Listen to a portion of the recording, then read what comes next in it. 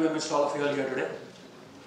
I'm here to share 3 stories from my life.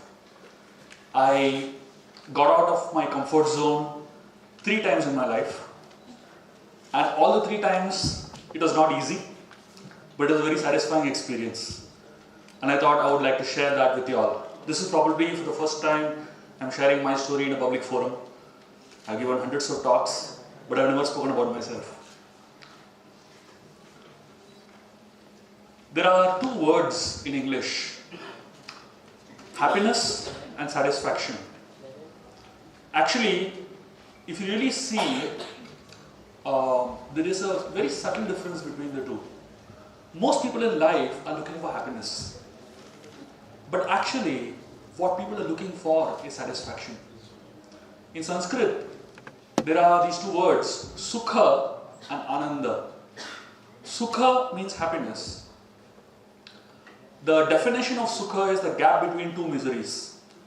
Right now I'm miserable, after some time I'm going to be miserable. Between the 2 miseries, what is there is called as happiness.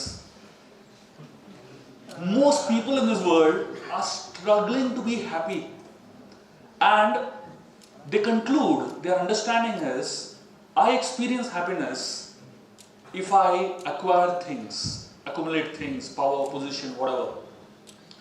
But actually, what they're looking for is not sukha or happiness. They're looking for ananda, which is inner contentment or satisfaction. Happiness is short-lived, but satisfaction lasts for a lifetime. I was studying engineering, electronics and telecommunication. At the end of my engineering career, studies, of course, I didn't go through all the trauma that he went through. But at the end of my engineering, I had a nice engineering job, and I was the head of the company in one state. I'd gone to one company for repairing one particular component that had broken down, and I knew exactly how to repair it. I knew exactly what the problem was. I had a soldering machine in my hand, and I knew what the problem was. But the problem was that I was not good at soldering. I knew everything theoretically. I knew everything about the problem and how to solve it. But the only problem was my physical quotient was not that great. My hand would not perfectly solder. That day I started thinking, what am I doing here? Am I actually satisfied with what I'm doing? And from that question came out a very interesting solution. I started studying law. From engineering, I started studying law.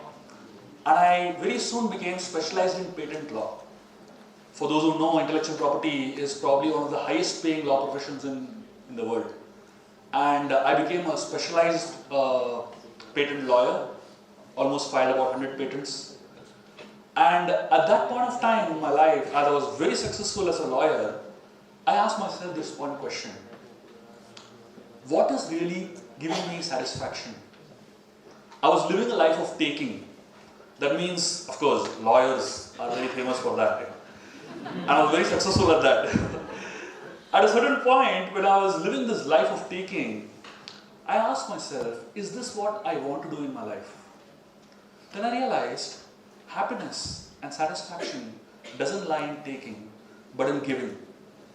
And that's when I decided to make my second major shift in my life, getting out of my comfort zone again, getting out from a high-paying corporate patent law career. I joined a monastery. 12 years I spent in a temple as a monk, looking for this one answer to this one question: how do I live a life of satisfaction? The answer to this question came on the first day I reached the monastery.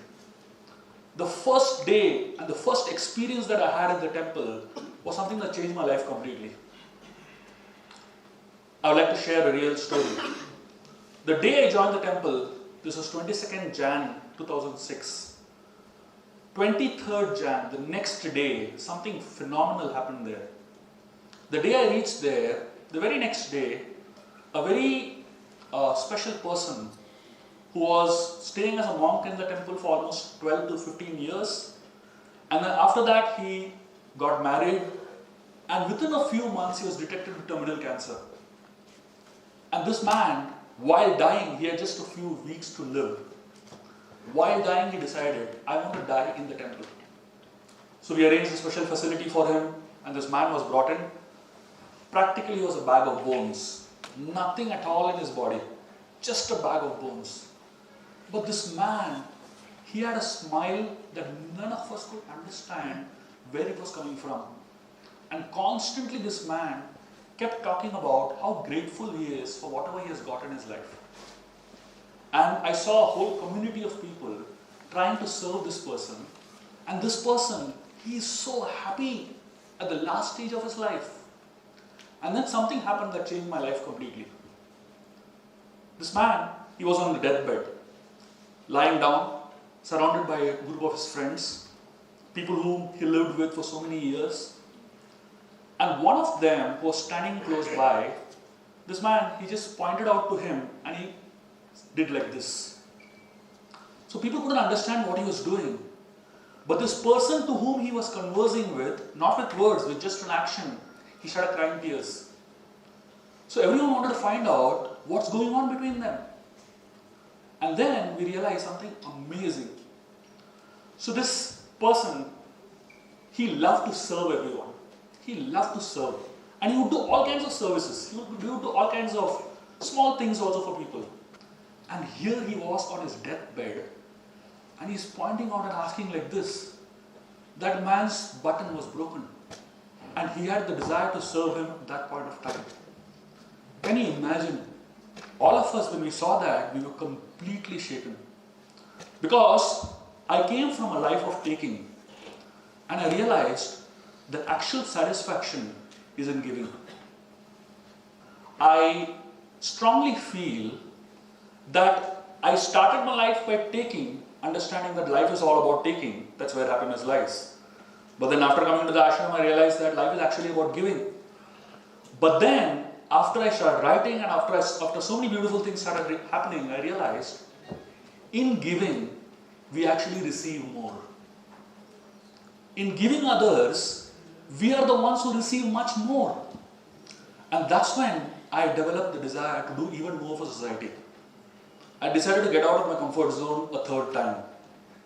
And this time, the monastery itself, the life of being in the ashram with all the facilities being taken care of, and a few thousand people that I was serving became my comfort zone. And I realized that the knowledge that I have and the understanding that I have about Vedic scriptures, I could do much more if I got out of that comfort zone. And the third time I decided to get out of the comfort zone by leaving the safety of the ashram, the beautiful nature of the ashram, stepping out into the world again and trying to serve society by developing courses based on our Vedic scriptures. I realized one thing, that every time you're in a comfort zone, most people don't want to get out of the comfort zone because there is risk in getting out. But the greater risk in not getting out of the comfort zone is that you risk losing the opportunity to grow. I'll tell you a small story. There's a story connected to the Mahabharata where Krishna and Balaram, once they were in the forest and they were passing by the forest, they had to reach another city. It was the middle of the night, so they decided to sleep in the forest itself. And they decided to take turns sleeping. One would guard and one would sleep. So Krishna slept first, Balaram was guarding him. Suddenly, after some time, a huge monster came. Massive monster. And this monster came and Balaram was really scared. The monster came towards him and shouted very intensely. As soon as the monster shouted, Balaram got really scared and something mystical happened. Balaram became half in size and the monster became double in size. A moment later, the monster again screamed. Again, Balaram got scared, he became a little smaller, the monster became a little bigger. A third time, the monster screamed loudly. Balaram got so scared, he shouted out, Krishna! And he fell unconscious. Krishna got up, he didn't see the monster, he just saw Balaram was sleeping and he thought it was his turn to guard. So he continued guarding and suddenly the monster came out. And the monster shouted intensely. When Krishna saw the monster shouting, Krishna looked at the monster and he asked him, "What do you want?" As soon as Krishna asked the monster, "What do you want?" the monster became half in size and Krishna became double. The monster got confused. He again shouted very intensely. And again Krishna asked him, "What do you want?" The monster became smaller and Krishna became bigger. A third time the monster shouted intensely. And Krishna asked him, "What do you want?" The monster became the size of a thumb. Krishna picked him up, tied him on his dhoti, went to sleep. The next day, when they started moving from there, Balaram spoke to Krishna and he told him, "Do you know what happened in the night? Something scary. A monster came and was scaring me like anything." Krishna took out the monster and he showed him. "Is it this fellow?" Krishna was shocked. Balaram was shocked. He said, "How did he become so small?" Yesterday he was so big. And then, through the mouth of Krishna, Vyasadeva gives a very interesting understanding of life. He says, the problems that you face in life are like this monster. Every time you come across a problem that you can't deal with, when you get scared of the problem becomes bigger and you become smaller. And every time you come across a problem which you are happy to face, you don't have the fear to face, the problem becomes smaller and you become bigger. Getting out of the comfort zone is all about having the guts to face your fears. Yes, there will be a lot of fears in our life. But the question is not whether fears come or no. The question is, are you ready to face your fears? And that's what getting out of the comfort zone is all about. Every time we decide to get out of a comfort zone, there will be 4 obstacles that will come on our path. And these are the 4 obstacles that each one of us have to deal with as we decide to come out of the comfort zone. I'm going to share with you all what these 4 obstacles are through a story from the Ramayana. And it's very interesting to see life through these stories. The story of the Ramayana is where Hanuman is jumping across the ocean to reach Lanka. And as he jumps, there are 4 obstacles that come on his path. The first obstacle that comes as he's on his way is a huge golden mountain. Right from the middle of the ocean, this golden mountain rises. And there's a person who is presiding the mountain, his name is Mainak. He tells Hanuman that you have a long journey. Why don't you take some rest on me? Enjoy the fruits, enjoy the water, have some fun, and then you can proceed. Hanuman tells him, "Sorry, till I reach my goal, I can't take rest." The first obstacle that comes on your path when you decide to find a destination, reach a goal, is comforts. Mainak represents comforts in life. How do you deal with comforts? Whenever you're doing anything in life, the first thing that comes is, "Itna kya jaldi hai? What is the hurry? Why don't you be slow? Relax." And every time you come across comforts in your life, the way we deal with comforts is the way Hanuman dealt with Mainak, with alertness. The second obstacle that came on Hanuman's path as he walked further is a huge demoness whose name was Simhika. This huge demoness, she opened her mouth very wide and she told Hanumanji that Lord Brahma has given me a boon that anything that flies over this ocean has to enter my mouth. Hanuman says, "I don't care, I need to go to my goal, don't stop me." She opened her mouth really wide. Hanuman made himself even bigger than her mouth. Simhika opened her mouth even wider. Hanuman increased himself even bigger. And this went on for some time. Suddenly, Hanuman, he reduced himself to the size of a fly, entered her mouth and came out. And he told her, "See, I've already taken care of Brahma's boon. I entered your mouth, but I came out. Now let me go." Simhika was very impressed. She allowed him to go. Simhika represents the second obstacle that every human being comes across. The second obstacle is competition. Every time you're trying to achieve a certain goal, people get stuck in the competitive mentality. You deal with competition by humility, by focusing on the goal and not on your particular role. The third obstacle that Hanuman came across is another demoness whose name was Surasa, who held on to his shadow and pulled him down. So as Hanuman was flying up, suddenly he got stuck. And this lady was holding his shadow and pulling him down. Hanumanji came down helplessly. She put him in his mouth. He entered her mouth and tore open her belly and came out. Surasa represents envious tendencies. When anybody is trying to go towards a destination, towards a goal, there are many people who are very envious of that person. They try to pull that person down. The way we deal with envy is by sternness, strictness. Don't allow envy to be a part of your life. Envy is the only thing that doesn't have any place for us if you want to reach your goal. And finally Hanuman reached Lanka, and there he came across a fourth obstacle whose name was Lankini. Lankini prevented Hanuman from entering Lanka. She said, this is Ravan's property, you can't enter till you have his permission. Hanuman didn't care. So Lankini got really angry and she pushed Hanuman. And Hanuman gave her a tight slap.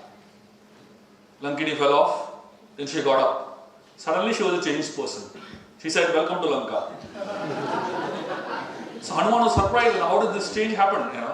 And Lankini said, Brahma had told me that any time a monkey comes and slaps you, you understand that is the end of Lanka. Lankini represents the fourth obstacle that comes on our path when we are trying to approach a goal or destination. The fourth obstacle is attachments. All of us have different types of attachments that prevent us from reaching our destination. The way we can deal with our attachment is by inspiration. One moment of association with a great inspiring person like Hanuman shook up all the attachment to Lankini and she let go. All of us in our lives, for us to get out of the comfort zone, we need to deal with these four things. We need to deal with comforts by alertness. We need to deal with the competitive mentality by humility. We need to deal with envy by sternness. And we need to deal with attachment by a higher inspiration. Unless and until you have a why in your life, you cannot get out of your comfort zone.